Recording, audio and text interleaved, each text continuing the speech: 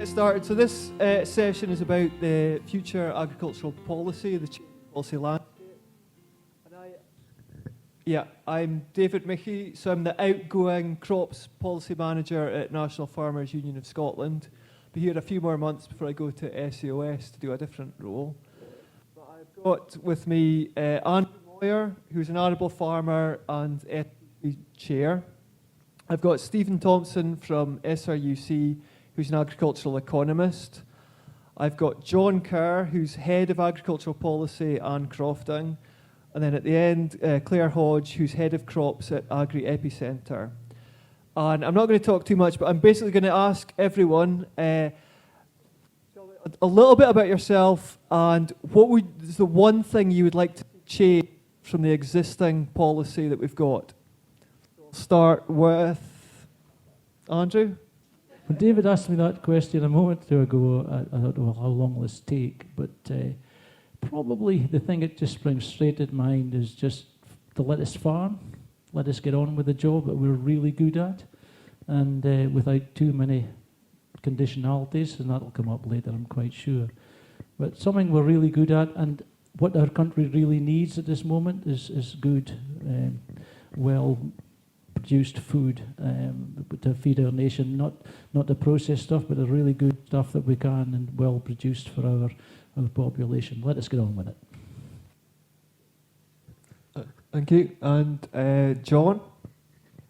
So I guess it's up to me to make sure I change the policy to give us what we want. So the first thing that I thought of when David mentioned that earlier was we already have a greening policy that works quite hard in arable systems in terms of requiring arable farmers to set some land, I use the term in its loose sense, set aside land for nature.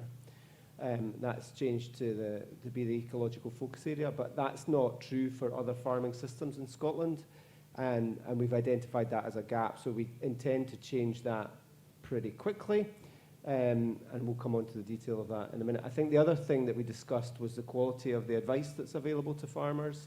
We need to see a proper understanding of what sustainable and regenerative farming actually means in practice, so that we can help farmers to understand that through those that are looking after them, agents, farm advisors, those sorts of people. So we need to step that up as well. So I'll stop there. Thank you. That's two things. But so Claire, what's the one thing you would like to see changed? Okay, I might explain why someone working for a technology innovation centre is sitting on a policy chat.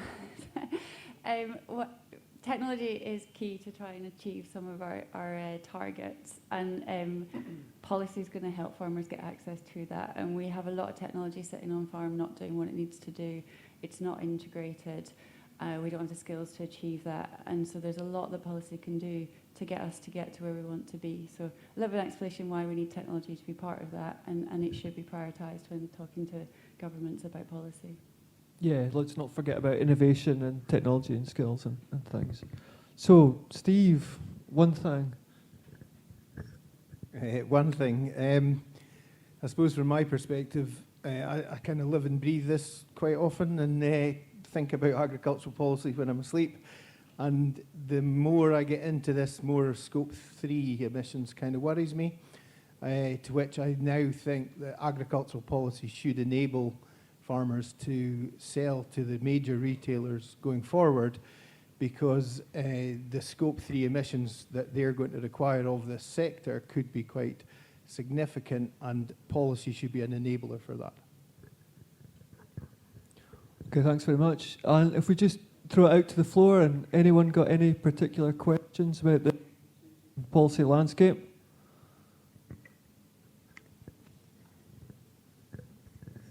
Thank you. Going forward, the Scottish Government plan to have for cover crops, like in terms of EFA, you can't graze them to the 1st of January. And generally speaking, in a normal year, you're going to get an absolute brute of a frost in about early February, and the whole thing goes to soup. So would they be open-minded to allow stock to get on to graze it before the 1st of January, and then there'll be more livestock could get integrated in arable farms? So that's a very specific question at the edge of my technical knowledge, so I won't attempt to answer the technical question, so I'll answer it in a more general sense. We definitely want to see conditions that work for farmers, and Andrew's point about letting you farm is well taken, but we also want to see the outcomes that are non-farming outcomes also being delivered by the landscape, and that's part of the justification of the support payment. So in terms of when we graze, it's the biodiversity outcomes that are principally at play there. So we want to work to create conditions that work for farmers, but also deliver the outcomes. So if we can work with you to make sure that that is what the grazing dates allow, then we'll do that for sure. We definitely also want to see more integration of livestock into arable systems. That's one of the steps towards more sustainable systems. But we were talking about that earlier, that there's some geographical challenges around that because of the way the industries have consolidated in different parts of the country. So we recognise those challenges and we want to work with you to get it right. And that's what my colleagues are doing right now with farmers as we develop the different parts of our framework. I would just add in there that we have to remember that we're now out of the European Union system and the European Union audit system, so we should have a greater flexibility to build these things in, should we so desire. So, as John says, it's up to industry and government to actually work together to work out what's best for these outcomes, but also that works for the farmers and helps integrate livestock into arable systems. Okay, thanks. Any other questions? Yeah. Ken? So a question to the panel. Do they think that farmers should be paid for maintaining the biodiversity and carbon they've got in their soils rather than just being paid for additionality, i.e. increasing carbon in soils and biodiversity? Okay, I do believe that farmers should get reward for what they're doing. I think there's possibly not enough coming from government that's for people who are doing a lot of things that are really good for biodiversity and for the environment. I think that's really important going forward that the Scottish Government understand that and reward that. I'm not saying subsidise that, I'm saying invest in that. I've tried to use that word a lot because it's we're not looking at handouts here. We're really not. We're really looking to get support probably, but not handouts, and then make that investment work for the not only for the country but for the consumer down the road as well.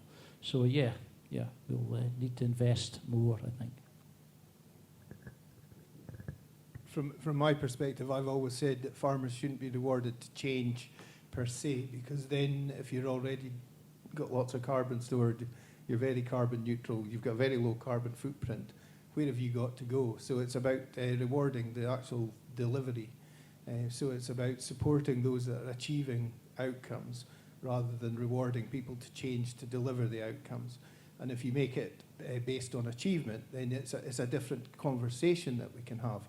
And I sit in the Just Transition Commission, and the key in all of this is enabling the whole industry to actually make the changes that are required and supporting the industry to make the changes that are required. Some people may choose not to do it, so how do we help them transition into something else? Those are the hard conversations that we need to have, but for me it's about delivering on outcomes, not on change. Yeah, Claire?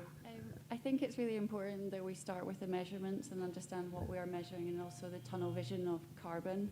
We need to be a lot broader, so start with the whole picture and understand where we want to get to, and farmers have got to come along with that and be part of those decisions.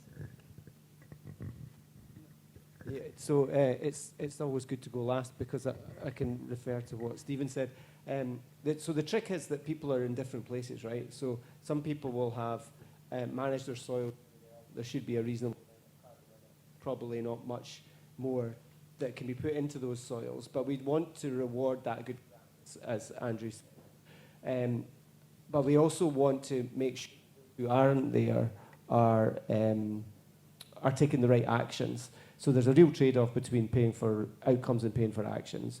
and Claire's right, so we've got the right measurement tools in place then. We've got a way to go, but I absolutely agree with Stephen's point about what we want to do is reward the virtuous outcomes. Yeah, just to pick up on something that was asked earlier, and that was about how do you move to being a bit looser? You're away from the EU, so you're not quite as prescriptive on the things that you have to do, but you're wanting to reward outcomes. And Claire, can technology kind of play a role in that and able to kind of demonstrate changes rather than having an inspector come onto your farm and double check that everything's done in a certain way? There's huge opportunity in changes in measurements and approaches. It's a standardisation, it's the agreement of where farmers and industry are comfortable in being, because it could become a tool down rather than a tool up. Yeah, it's about agreeing those systems. The satellite data that you can get now is absolutely incredible. We worked at the Potato Council. We used to use helicopters to map out potato fields around the country. We've moved a long, long way away from those days. So yeah, there's loads we can do. The AI and data behind it is huge, but it's tooling up to be able to use that and also informing the right people with that data. Okay, thanks. Go again.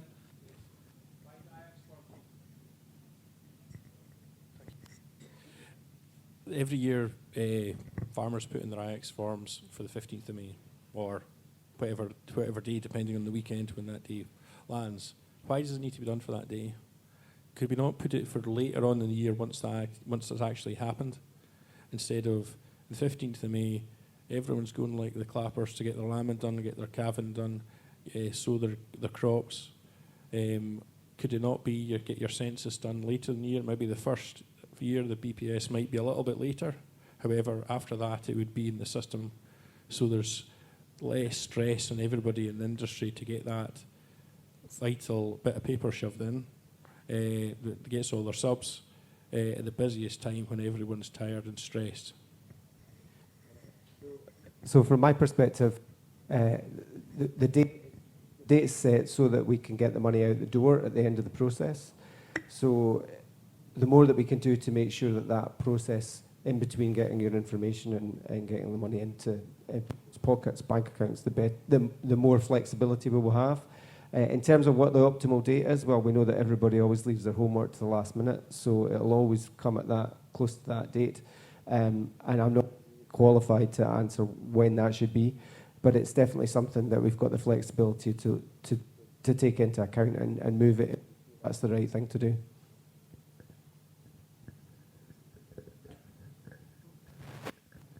I'm not part of ARPID or the Scottish Government, so for me it would be logical to actually look at that date and see if we could actually make it a bit more data rich actually as well. So currently in the livestock sector, the sheep numbers and things like that, we'd never get the right set of data with regards to lambs and calves on the ground and stuff at the right point in time. So the data sets sometimes misrepresent what's actually on the ground. And then somehow capturing what we actually do with the crops or do with fields later on in the year, so fodder, rape, etc. It never appears in the system. So could we rethink how we actually capture some of that data as well? So there's an opportunity for us to think about things going forward, but we also have to acknowledge that there are the IT systems and ARPID, etc., are under a fiscal pressure as well. They've got to do things within a budget. And if we start changing things too drastically, then that costs an awful lot of money and probably would not go down too well.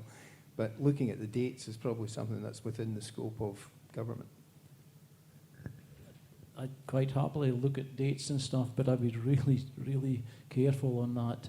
I don't want to give a Cabinet Secretary any sort of excuse not to put the money out. I'm sure that would be where John is. We'd agree on that one, John, I'm sure. We'd get to get the cash out, the stuff has to be there. So, I mean, we're looking at an arable situation, and in another 2 or 3 weeks we'll be starting harvest. So, yeah, you'll never please everybody all the time. So I would caution against changing dates too much. Everybody's used to it now. We've done it for a very long time. I think we'd happy to look at it, but yeah, be careful what you wish for when you're changing dates. So I'll just absolutely take the opportunity to agree that the Cabinet Secretary is not looking for any excuses about getting the money out the door. That we want the money where it's supposed to be working, which is in the rural economy, as soon as possible. Yep.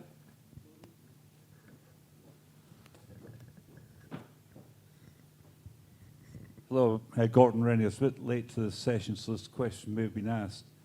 Lots of countries are trying to get to net zero. New Zealand's doing a burp tax. Ireland's getting rid of cows. I think so. There's a juxtaposition here between trying to maintain livestock on the hills and trying to countries getting to net zero. And there's a danger, in my opinion, that some good hill farm could go over to forestry to meet net zero. But this can be influenced by government policy, so I'd like the panel's opinion. I always get the hot potato. No, I agree with you that the whole move to net zero is a challenge for the industry, and we have to be careful that carbon isn't the only game in town. So the uplands do have a very big role to play in the biodiversity arena. And my understanding is that there's a conversation to be had about the biodiversity plan coming forward. John can probably make comment on that. So we have to make sure that it is about balance, it's about food, it's about people, it's about culture, it's about the economy, it's about biodiversity, and actually trying to understand how all of these things work together and better understanding the system. And if we don't do that, then we could get perverse outcomes. Some people might think that trees and uplands is a good thing, but it's understanding the role all these different sectors play in the rural economy, which I don't think we've got a full grasp of yet, because that's a number one priority. Well, is it a number one priority? It's a key priority, is maintaining rural populations and rural economies. I would say that we've got a legal obligation, of course, Gordon, to try and do these things. However difficult that will be, but I think we're trying our best. I mean, to be fair, I think Scottish Government have come out with we can put some small areas of woodland, and I'm sure all the farms can handle a little bit of woodland somewhere to help the situation. But that's not going to really solve the problems. It'll help maybe on an insular problem on a farm. You can help to bring your carbon footprint down, etc. But yeah, not sure how it'll all pan out. So from the government's perspective, we've made commitments to deliver our planting targets for forestry. So we know that there's going to be a lot of land planted in trees, and they've got to go somewhere.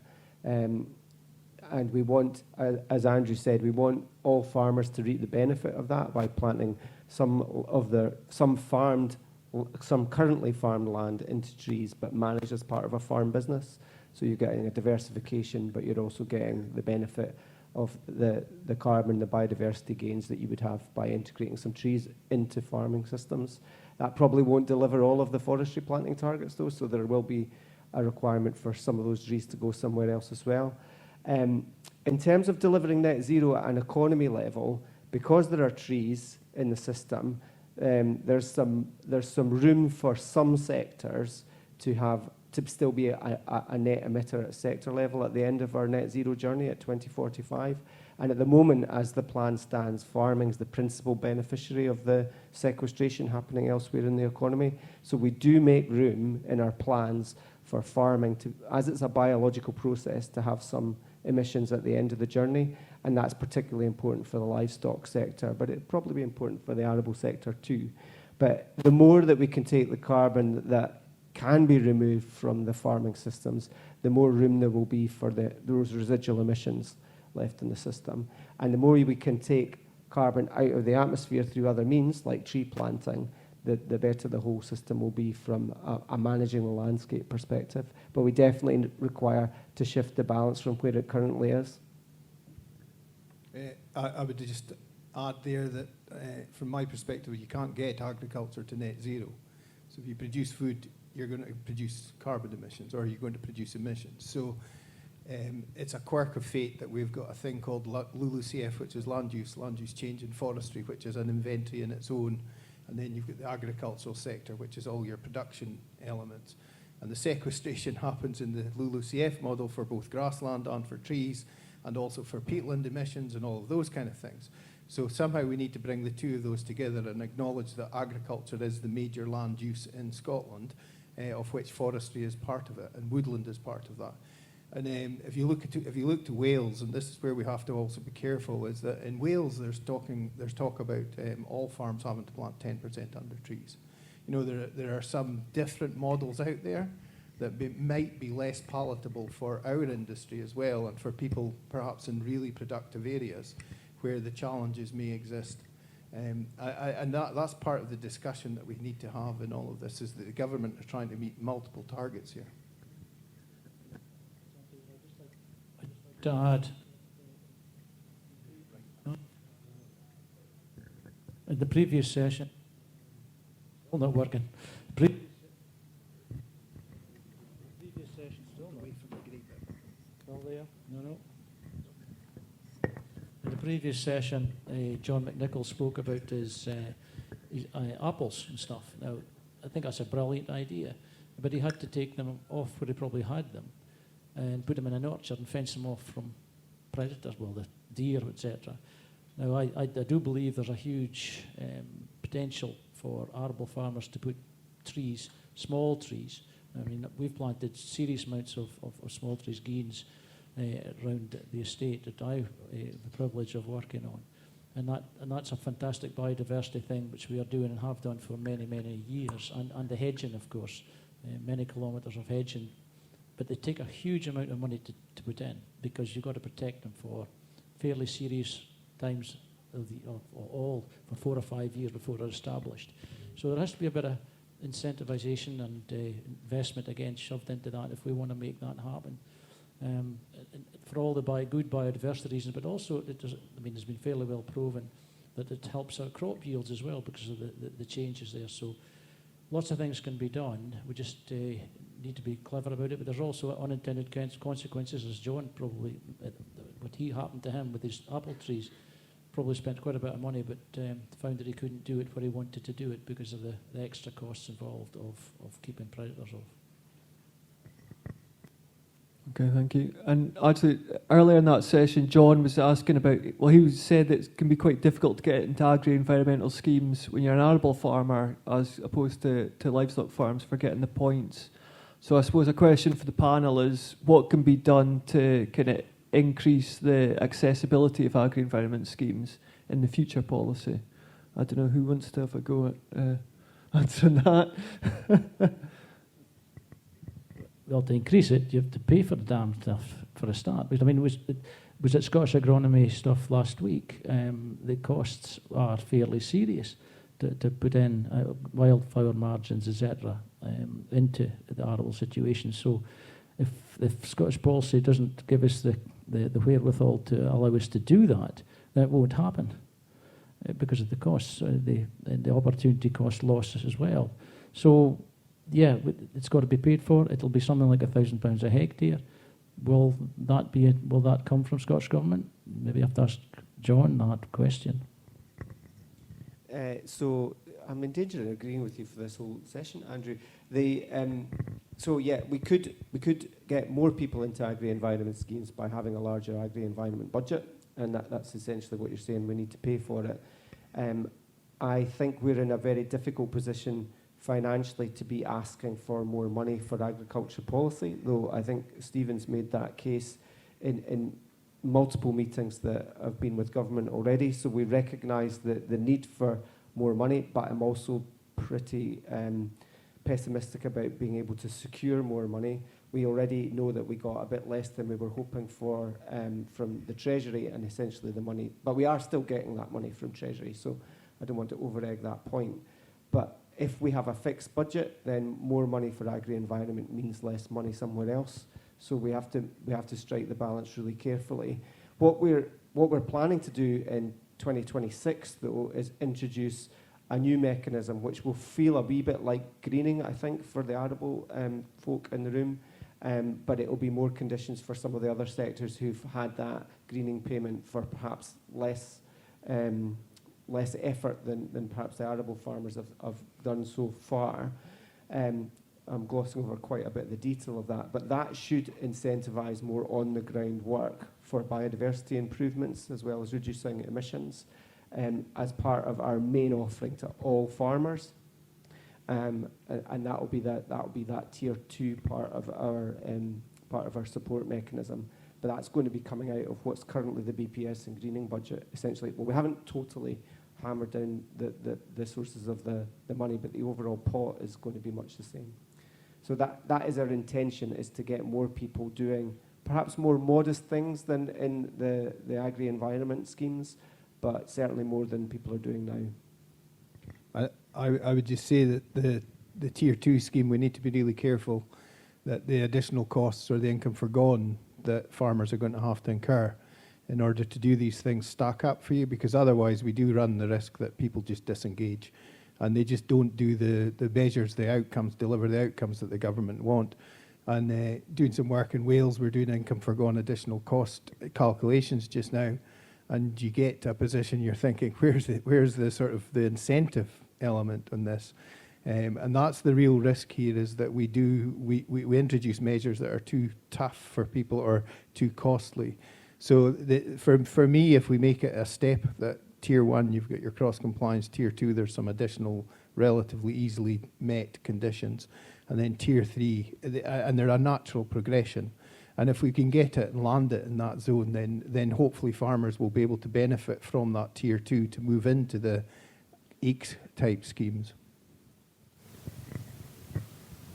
I don't know if this is fair, but if we create a system where farmers become so dependent on these sustainability payments in biodiversity and carbon, we need to help farmers into transitioning into financially sustainable systems too, so they can support the whole ecosystem of the farm. I think that's the danger of creating a dependency and not giving the farmers the power to invest in financially sustainable farming.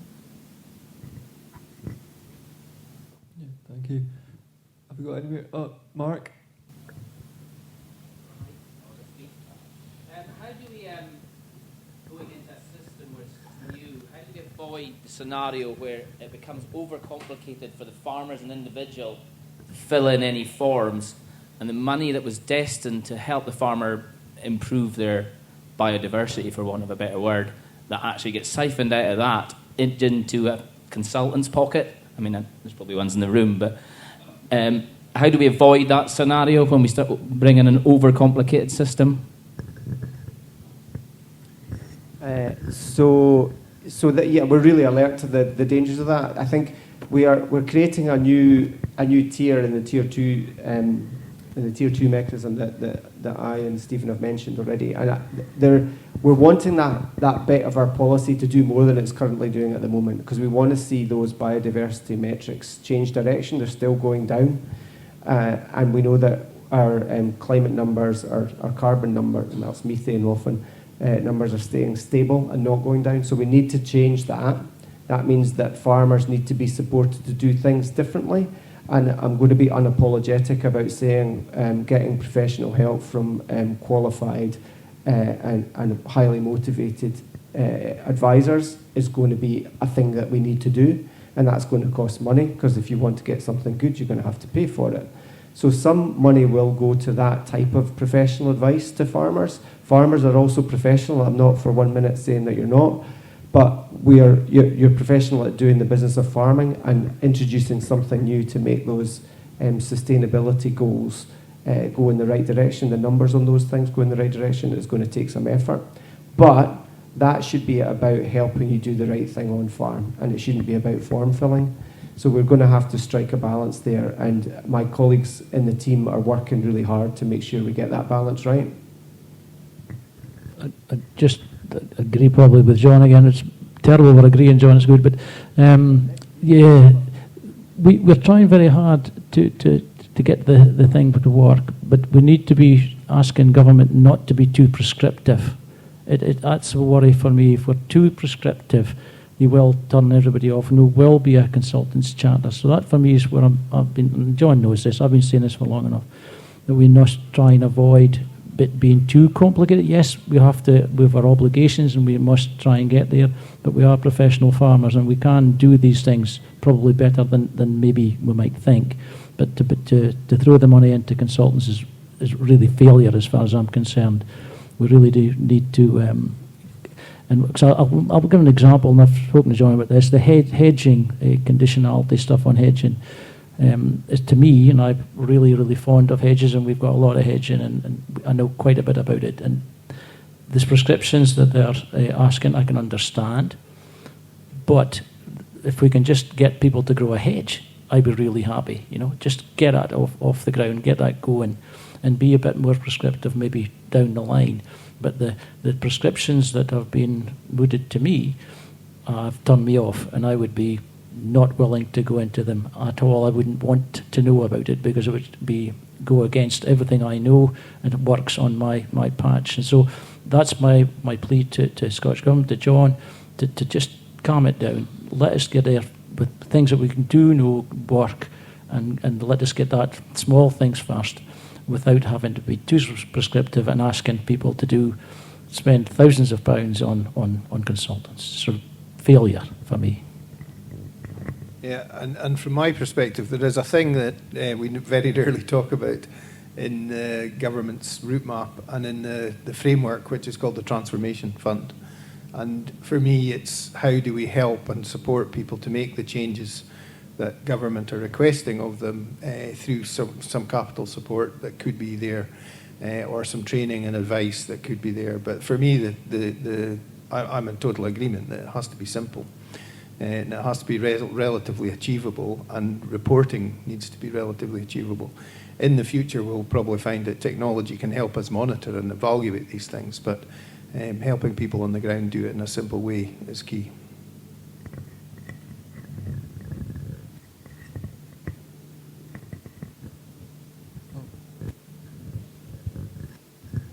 Yeah, Doug? Doug Christie at Dury Farm in Fife. I was going to ask, could it not the whole subsidy thing be made a lot simpler? And I'm just speaking maybe out of tune a bit, but there's the technology there for the satellites to monitor every single part of our life.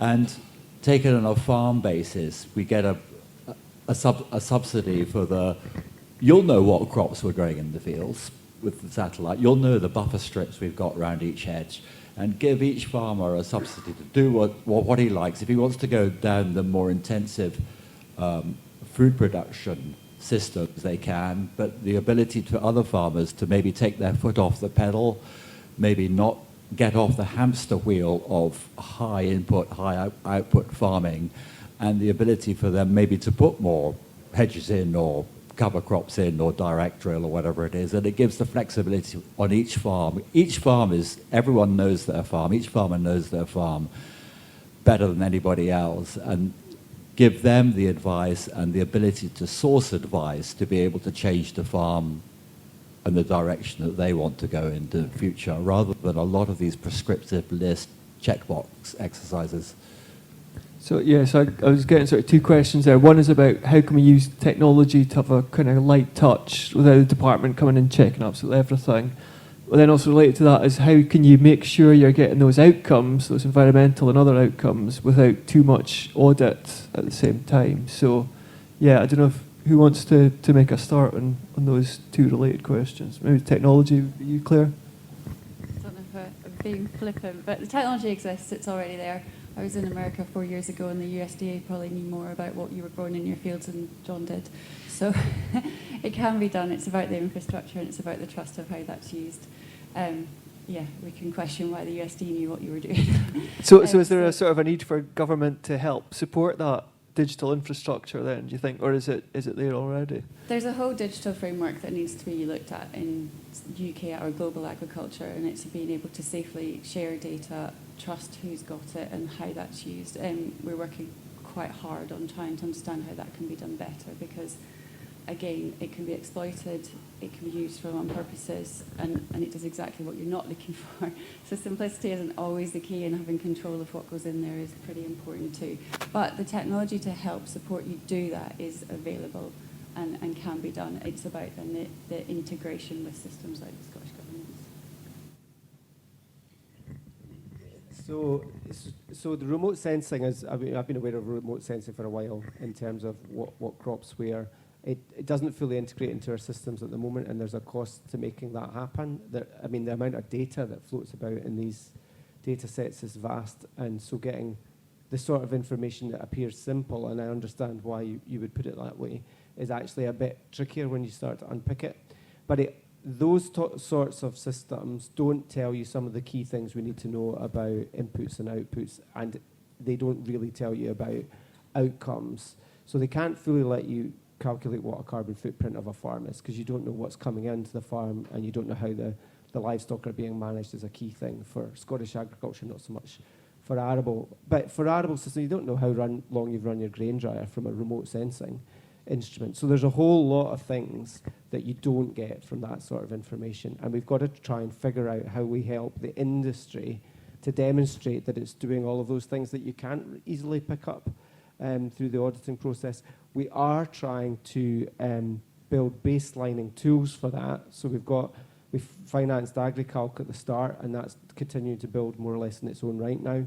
And we are now doing a similar thing with biodiversity mapping tools for farms. So we are trying to provide the tools to do that, and then integrate them with our systems. But all of that isn't quite as simple as it appears when you first look at it.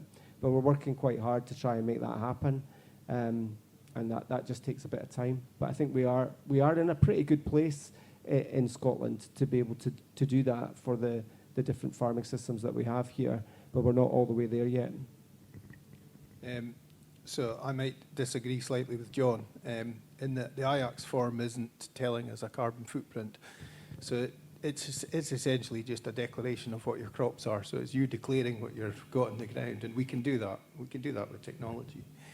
I totally agree with you that some farmers will choose to go down a biodiversity route, some will choose to go down a food and carbon route, and we need the system to be able to accept that both those routes exist. And if we get the measures, the prescriptive measures as you call them, if we get them right, to allow technical efficiency measures on very productive farms, or biodiversity measures, or a mix of them, for those that choose mixes, then the system is enabling people to make those choices. And I think we have to make sure that the system enables choices to be made. But the carbon footprint stuff is really interesting in that, I think it's absolutely essential that we start capturing this centrally. Farmers might not like that, but essentially this is the data that might be the golden ticket to ensuring that the sector is delivering on Scope 3 emissions. We really need to capture this data collectively and understand what Scotland PLC is delivering on food in terms of emissions. I see Roddy's hand up. Can I say that? Yeah, you go. I think we've got a heck of a good story to tell. We have a huge amount of stuff in Scotland that will be the carbon, whatever, under our feet. And it's not as bad as maybe some are making out. We have really, really good biodiversity in Scotland. And I saw Lorna here earlier, I don't know if you hear Lorna somewhere here on a call, and proved that when she showed a picture of, say, Kansas in America and somewhere in Fife, the total difference between those two areas is unbelievable. And to say that we are poor in biodiversity is somewhere where we don't need to be at all, I don't think. So, but as regards the question on the technology, I don't think John's computer would handle it probably that well. I mean, the track record isn't brilliant on these things, so we don't overload that computer too much, or else we will not get any kind of payments at all, I'm sure. But I think the high tech stuff is there. We need it, and we're actually, I think, and I've said this before, we are in the arable sector moving so far ahead of Scottish Government with the tech we have at our hands at the moment that they're really struggling to keep up with what we can and are doing to help with the climate change targets that we are achieving, I think, pretty well. So I think Roddy had a question. Oh, someone had a question there. But just before that, you talked about Scope 3 emissions, Stephen. So there's something about what the government needs, but also what the market's going to need in future. And so are you making a sort of a point about enabling for market access in future? Yeah, for me, it's the conversations at the Highland Show were the sort of wake-up call that we need to do something very quickly. And that some of the processors are already getting requests from retailers to show them what the carbon footprint, their environmental footprint is. That will eventually come right back down to the primary producer, because the only person that can deliver on the retailer's objectives to cut carbon emissions by 50% by 2030 are farmers. You're the only people that have got the ability to do it. The processors can deliver some efficiencies, but to deliver this effectively, it will always come back to the producers. So at some point we have to have that rational and have a really strong argument that the sector needs to shout for an incentive payment to do that. Otherwise, it'll just be the new entry route will be you have to provide all of this information for nothing and give away your, not give away, it's always part of the game with food is that somebody else takes your carbon or credit for your carbon. But that Scope 3 thing includes all of the imported fertilizers, any soya that comes into the country, all of that stuff now comes into the retailer's mind, which actually could be a really strong point for the sector in that if you've got lower carbon emissions in Scotland than some of their imported products, that will affect their decision making in the long term. Okay, and if we go on, Yeah, I fully agree with that. Stephen, well done saying that. It's ultimately going to be driven by markets, aren't we? And farmers. Sorry, I'm Stephen Melville. I'm one of these evil consultants that mauls around the place and charges ridiculous fees to try and implement Scottish Government policy wherever we can. Trust me, we do not, as consultants, and there's plenty of them here today, we do not want to charge high fees and take money out of farmers' pockets. We want an easily implemented scheme that delivers for farmers, for wildlife, for biodiversity, and ultimately the Scottish Government has to deliver on that. We do not want, consultants don't want to be making money out of farmers' pockets, taking money out of farmers' pockets. But well done, Stephen, on your point there. John, a question for you. As you know, I am an agricultural advisor now. I've done it for 25 odd years, and I cannot even begin to explain how frustrated I and every single consultant that I have known in the industry is right now with the Scottish Government, their current lack of direction, their lack of information coming forward, and the complication that the Scottish Government and policymakers keep on putting in place. As far as I can see in every other consultant sees, is that there's nothing but a barrier to every single thing that we try to do in terms of biodiversity, whether it be generating carbon, whether it be generating food.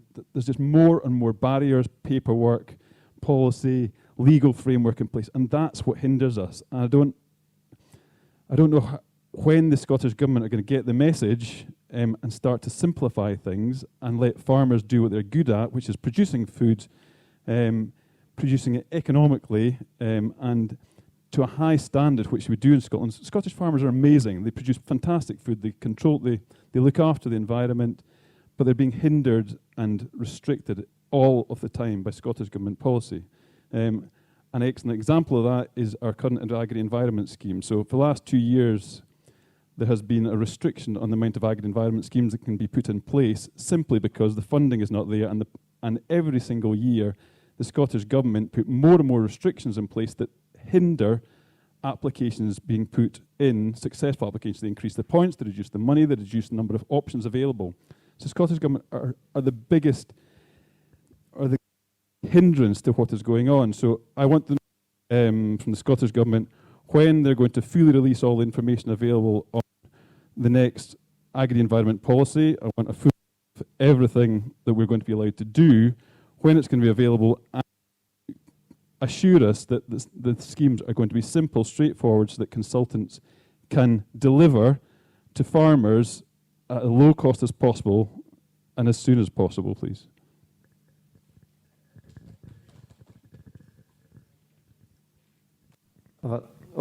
Thanks. Well, thank you for the question. I think in terms of the specific criticism about agri-environment schemes having been reduced in scope, that's true. So that's largely driven by a lack of capital budget available to us to open a more fuller round of agri-environment funding. So I'll just fess up to that straight away. That yes, in terms of introducing a new barrier, that was entirely driven by the financial constraint the Scottish Government had on capital, and that was why the agri-environment round was more constrained than the previous round. It is our intention to continue with agri-environment funding in its current form for until 2026, 2027. We don't intend to revise the mechanisms that sit behind that until then, simply because we don't have the capacity to do it before that. I think where I would strongly disagree with you is that we have not implemented any other additional barriers or hurdles to farmers receiving a payment other than any reduction in the scope of what we could offer within our current framework due to financial constraint. So that's the only place where we've introduced any additional barriers. And in fact, we're in one of the few places in the UK that have offered continuity of agriculture support payments in general and continuity of agri-environment after leaving the European Union. That's been a really strong part, and everybody has continued to receive their basic payment and greening payment as they had done for successive years, with no additional hurdle to that until 2025, when we're going to bring in some new conditions. And those new conditions are exactly answering some of the challenges that have been put into the room today from the discussion. So we're going to bring forward tools to allow you to demonstrate what your carbon footprint is. We're going to bring in tools to allow you to demonstrate what biodiversity you have on your farm. So these are things that the farmer-led groups have asked for, and we're going to be delivering them.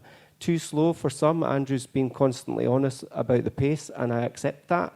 But we're trying to do something at a pace the industry can cope with.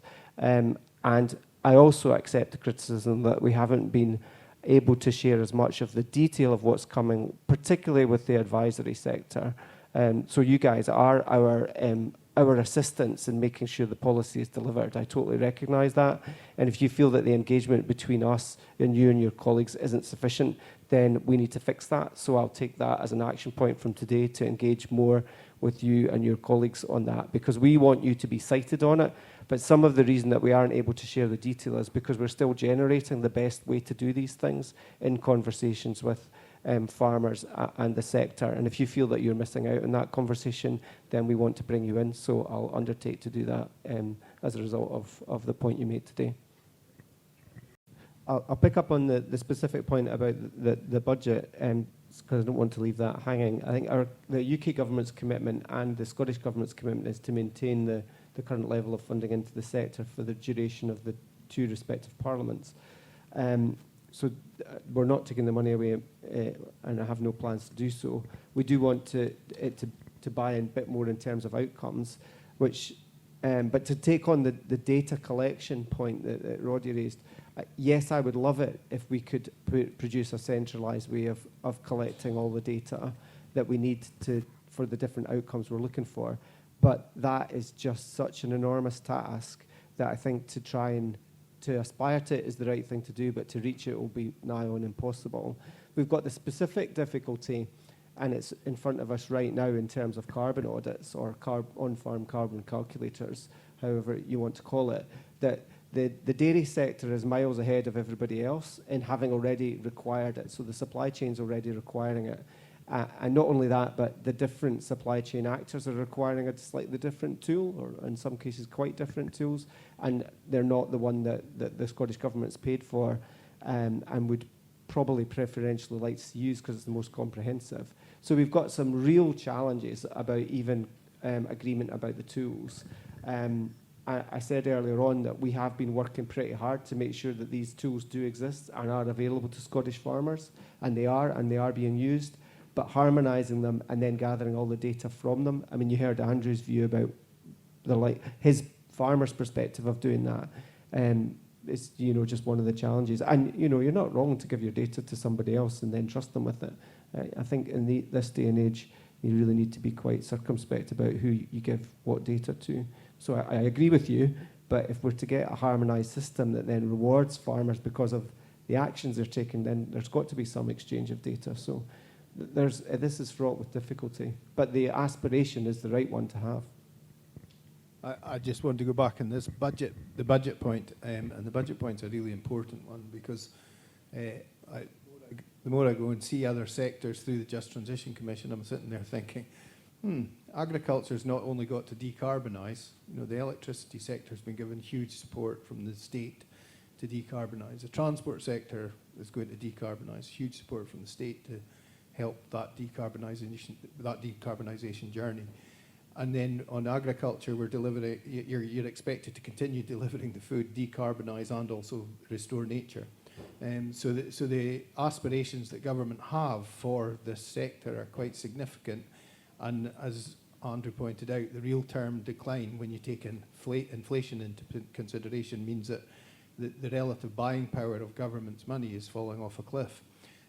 So it's incumbent not just on pushing John, but for you when you're speaking to MSPs and MPs to actually stress those points and actually reiterate that you're asked to do more and more and more for less and less real-time money.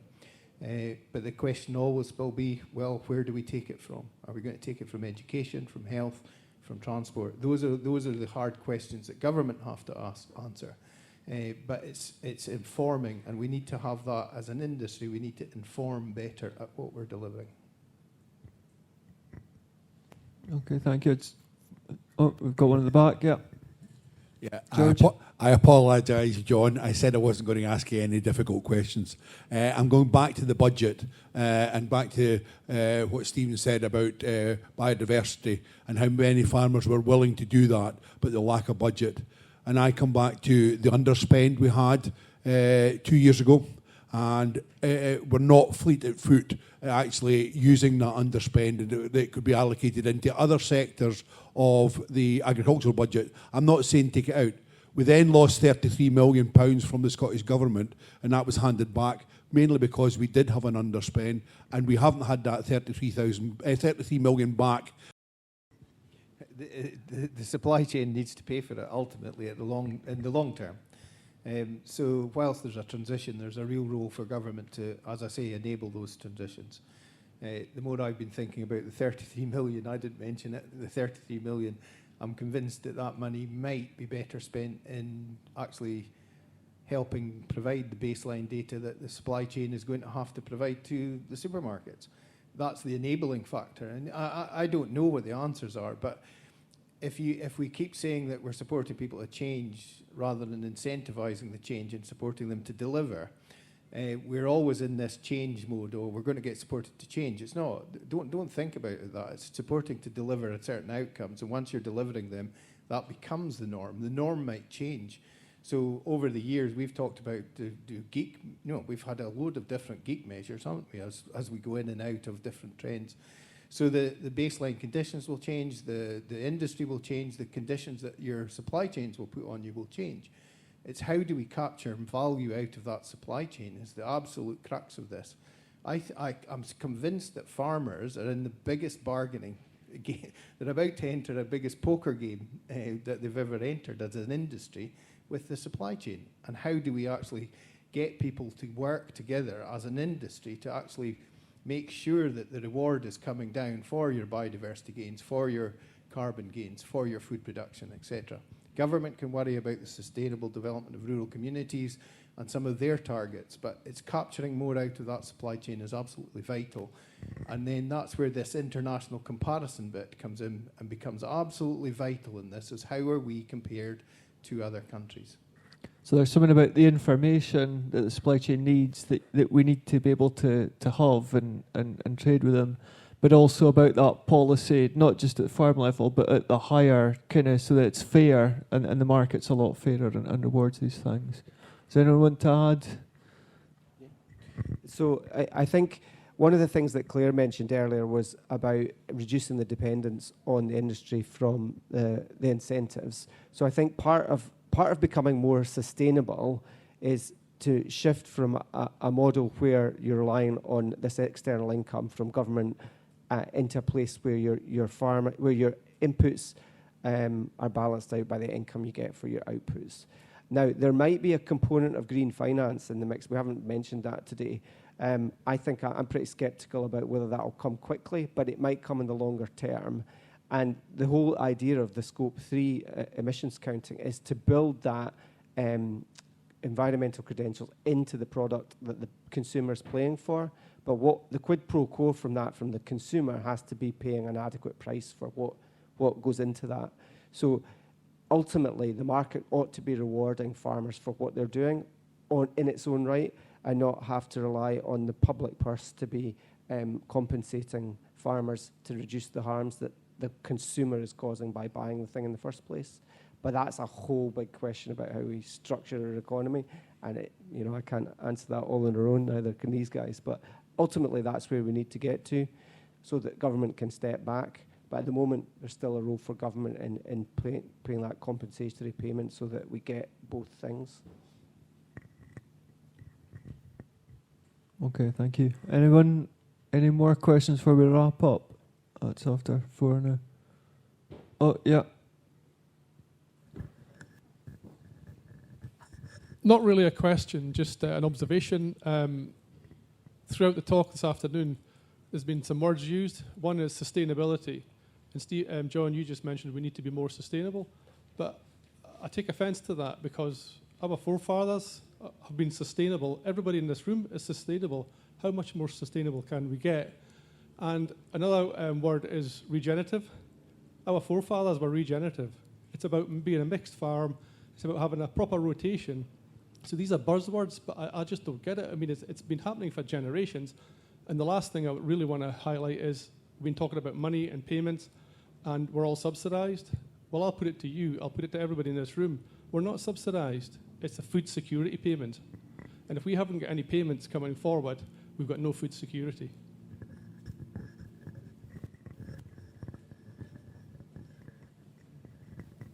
Comments? No. I'll pick up on it. I agree with you. The wording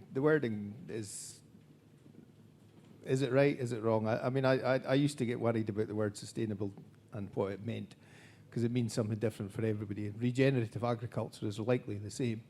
There's a really good report just out from Wageningen where they talk about what is regenerative farming, and they basically saying it's now impossible to define. But within that report, there's some really interesting tables and charts of what kind of things can lead to regenerative farming principles, of which many of the things that you mentioned actually fit in there. So it's actually having a mature enough discussion that the actual term doesn't drive us into hatred of what we're all doing, because I think within that we're probably most of the farmers are actually delivering quite a lot of what is in these embedded principles, including in sustainable. And everybody forgets that sustainable has the 3 arms. It's economic and social and environmental, and quite often we just focus on the environmental aspects of it. So I think there needs to be a mature and grown-up conversation, not just on that, but on all aspects of policy, truthful conversations about stuff. And I think that will have to come. Yeah, Robert, I agree entirely. We discussed this earlier. I mean, sustainable for me is actually having a profitable business. That's the first thing we have to have is a profitable business. So that's top of the tree, and all the rest happens after that. So yeah, we could discuss sustainability or regenerative all day long. As you said, our grandparents were regenerative and sustainable in that effort because they used animals and everything. I can foresee probably going forward the maybe AD plants centralised with smaller farms producing for that AD plant, getting their methane or their hydrogen to drive their tractors, and a few windmills or whatever to get the hydrogen or the nitrogen as well, to fix nitrogen or make fertilizers. Or a lot of these things I think will happen, but it'll need quite a lot of help to do that, and that probably needs to come from, as Stephen said, from the marketplace to give us that that cash to be able to do that. We'll have to cooperate as well, and of course farmers, and we discussed this as well, farmers don't cooperate very well, but we have some really good co-ops sitting around us, and we've got Scottish Agronomy on our doorstep with a lot of answers to some of the things we've been discussed today about how you could put things around the edge of fields. We've been doing quite a lot of the research on that recently, so there's good answers there. We don't have to do everything ourselves, so cooperating together is my plea.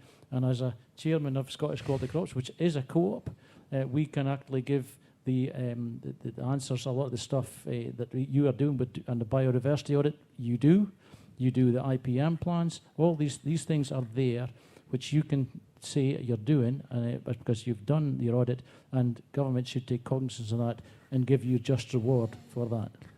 And I suppose that around Europe and the rest of the world, there are pretty strong co-ops that are doing pretty good things, and policy can support co-ops. And we've talked a lot about environment and production, but we can't forget cooperation, collaboration, innovation, and getting more value from the supply chain as well, which policy can help. So we'll just kind of wrap up. Any final comments from any of the panel before we wrap up? No? Okay. Thank you, everyone, and thanks for your questions. And let's go.